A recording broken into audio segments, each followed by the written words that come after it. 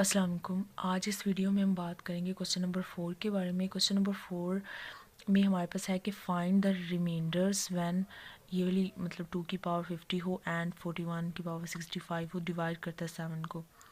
अच्छा जी, ये हमारे पास नंबर्स काफ़ी लार्ज नंबर्स आ जाते हैं, तो हमने इनको डिवाइड शो करना है कि ये डिवाइडेड बाय 7 है। तो इसके लिए हम कॉन्ग्रुएंट थ्योरम यूज़ करते हैं। बेसिकली इसमें हम क्या करेंगे, इसमें बेसिकली जो हमने ये पेंडिंग में इसीलिए था क्योंकि इसमें थ्योरम यूज़ होंगे काफ़ी ज़्यादा। जो हमने उसकी मतलब 4.2 थ्योरम किया था उसके जो पार्ट्स थे वो यूज़ होंगे इसमें बेसिकली। तो उस थ्योरम के डिफरेंट पार्ट बेसिकली इसमें यूज़ होंगे। उनके डिफरेंट पार्ट्स को यूज़ करके हम इसको सिंप्लीफाई करेंगे। दैट्स वाई हमने ये पेंडिंग पे छोड़ा हुआ था और पहले वो थ्योरम किया। ठीक हो गया। अब हम इस क्वेश्चन को करते हैं। तो हमारे पास देखें 2 की पावर 50 को, ये सेम प्रोसेस है इसको करने के लिए, लेकिन इसको करने से पहले हम इसका ना एक मतलब जर्नल हम अगर देखें 2 की पावर 50 को अगर हम देखें तो 2 की पावर 50 हमारे पास बेसिकली हमें पता है कि 2 की पावर, हमने ये थ्योरम में पढ़ा था कि अगर यहाँ पे हमने रिमाइंडर पूछा हुआ है, हमने एक थ्योरम में पढ़ा था कि अगर 7 से वो डिविजिबल होगा तो मतलब इसका फिर यहाँ पे अगर रिमाइंडर भी लिख सकते हैं, फिर वो रिमाइंडर ज़ीरो आएगा। यानी कि अब ये जिस नंबर पे यानी कि 7 पे जब डिवाइड करेंगे तो यहाँ पे हमारे पास रिमाइंडर आएगा। अगर 0 आया तो सपोज 7 डिविजिबल है का मतलब कुछ ना कुछ तो रिमाइंडर आएगा ना जिसके ये कॉन्ग्रुएंट होगा। ये चीज़ हमने प्रूव करनी। अब हमने यहाँ पे थ्योरम्स ही डिफरेंट यूज़ करने हैं। हम 2 की पावर 5 इसे लिख सकते हैं 2 की पावर 5 ओ की होल पावर 10 लिख सकते हैं ना हम इसे 2 की पावर 5 होल पावर 10, क्योंकि हम ये बड़ा नंबर था। अब हमें ये हमारे पास आ गया 32 और ये हम इसे हल कर सकते हैं इजीली। ठीक हो गया। अब हम ये यूज़ करें, इस तरह हम कर सकते हैं। अब देखें, अब हम 2 की पावर जस्ट 5 की बात करें तो ये हमारे पास कॉन्ग्रुएंट मॉडुलो 7 में किसकी होता है? मॉडुलो 7 में ये हमारे पास कॉन्ग्रुएंट होता है। जब हम निकालेंगे तो हमारे पास बन जाएगा ये 32 और 7 4 8 28 प्लस 4, तो हमारे पास रिमाइंडर 4 बचता है, यानी कि यहाँ पे 4 आएगा। ठीक हो गया। ये इसके कॉन्ग्रुएंट है। अब ये हम क्यों कर रहे हैं बेसिकली, हमें तो 2 की पावर 50 चाहिए था। अब ये चीज़ याद रखिए, थ्योरम्स में हमने ये किया था कि ए कॉन्ग्रुएंट होगा बी के मॉडुलो एन में, तो फिर ए की पावर के भी कॉन्ग्रुएंट होगा बी के मॉडुलो एन में। ये चीज़ हमने देखी थी ना।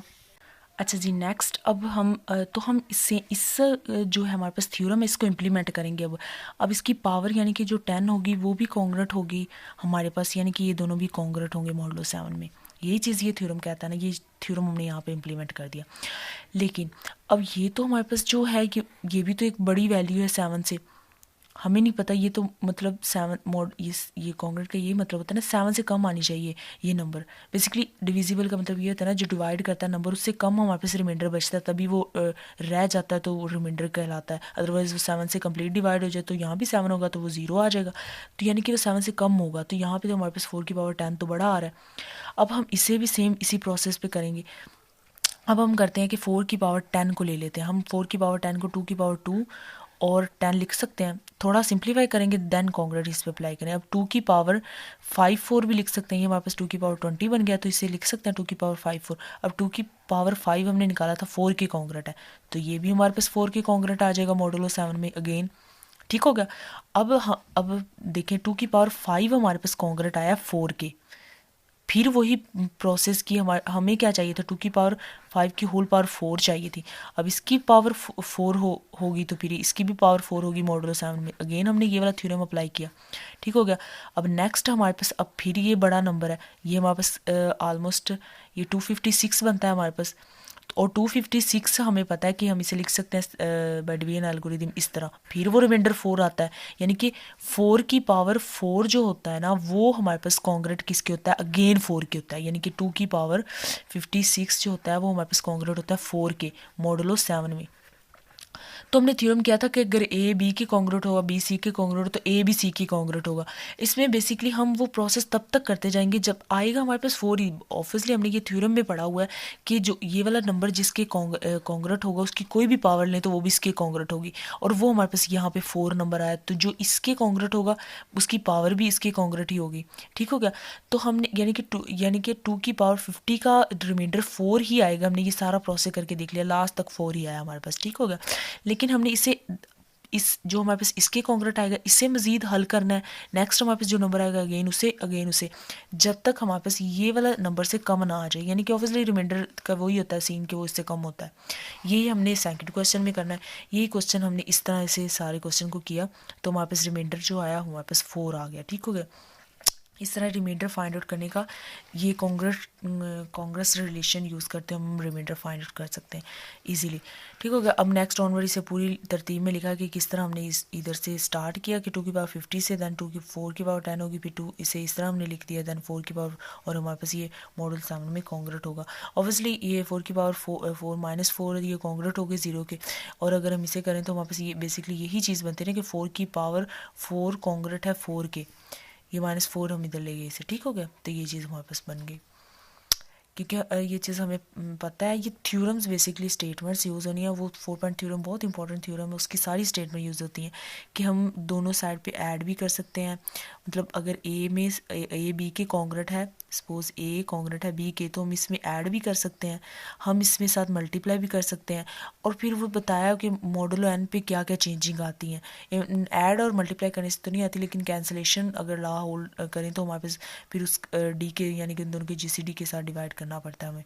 ठीक हो गया। यानी कि जो नंबर मल्टीप्लाई किया और उसका इस मॉडुलो के साथ जीसीडी लेकर हमने ये चीज़ें बेसिकली हमने सारे ये थ्योरम्स यूज़ करके ये क्वेश्चन करने हैं। ठीक हो गया। अब क्वेश्चन नंबर बी जो है वो भी सेम इसी प्रोसेस पे है, उसके लिए भी हम सेम वही प्रोसेस। अब यहाँ पे 41 की पावर 5 लेकर हम 30, तो हम 41 की जो रिमाइंडर आएगा वो 6 आएगा। नेक्स्ट ऑनवर्ड इसे तक कंप्लीट प्रोसीड कर लेंगे हम इस क्वेश्चन को। पहले हम 41 लेंगे ना, जस्ट 41 लेंगे, और 41 हमारे पास 6 के कॉन्ग्रेंट होगा, उसकी पावर 5 ले लेंगे, नेक्स्ट की पावर 13 लेंगे।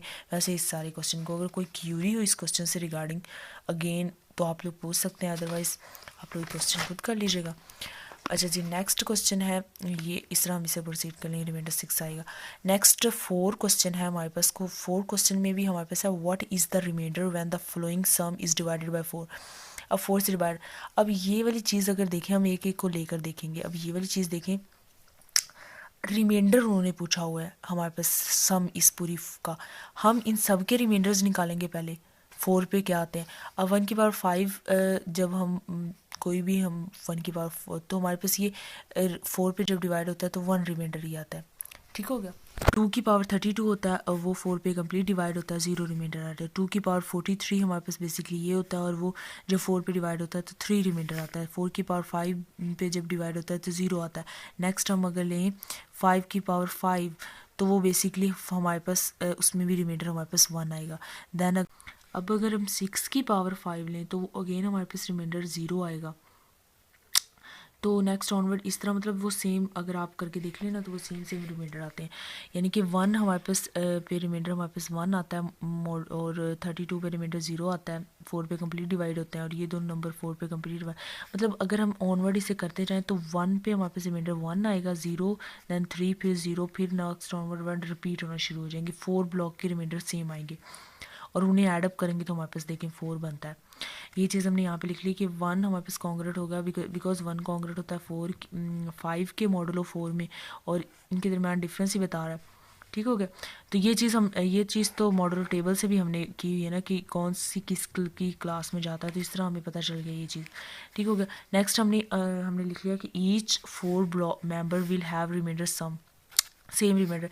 अब इन की बात करें तो इनका रिमाइंडर हमारे पास 4 होता है, और हमें पता है कि ये 4 जो इनका सम बेसिकली इनके रिमाइंडर्स का सम हमारे पास 4 आता है, और 4 हमारे पास मॉडुलो 4 में 0 के कॉन्ग्रेंट होता है। ठीक हो गया।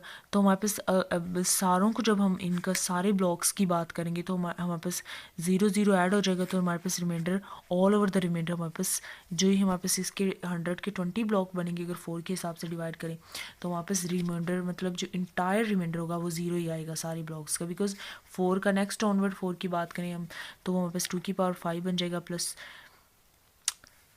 6 की 5 की पावर 5 बन जाएगा, 6 की पावर 5 बन जाएगा, और 7 की पावर 5 बन जाएगा, और 8 की पावर 5 बन जाएगा, और 5 की पावर 5 हमारे पास अगेन 1 रिमाइंडर आएगा, प्लस 0 प्लस 3 प्लस 0। ठीक हो गया। टेबल से हमने देख लिया मॉडल क्लास से, तो हमारे पास नेक्स्ट 4 आ जाएगा, और हमारे पास ये कॉन्ग्रेंट होगा 0 के। ठीक हो गया।